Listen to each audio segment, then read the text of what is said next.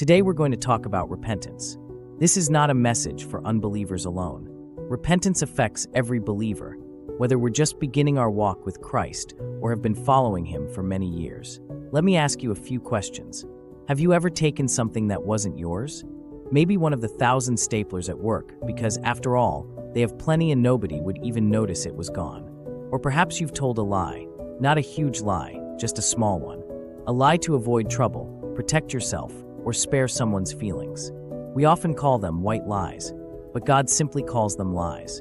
What about gossip? Have you ever found yourself talking about someone when you shouldn't, repeating things that damage their reputation, or sharing information that was never yours to share? Sin doesn't always shout. Most of the time, it whispers. It sneaks into our small choices. We justify it. We excuse it. We convince ourselves that it isn't really a big deal. But God sees it all. The hidden things. The quiet compromises. When many people think about sin, they immediately think about what they consider the big sins: murder, adultery, or fornication. They convince themselves that as long as they're not doing those things, that they are doing fairly well.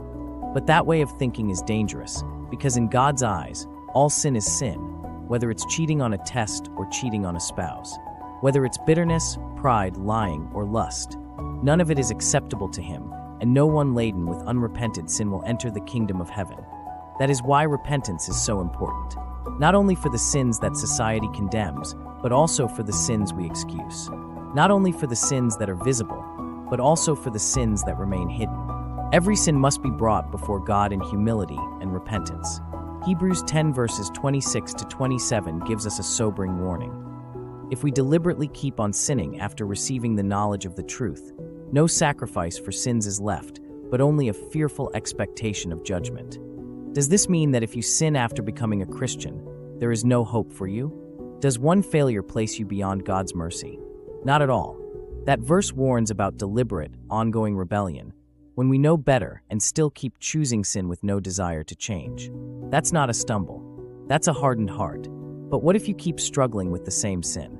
What if you were truly sorry, but then ended up doing it again? That's because of our fleshly nature.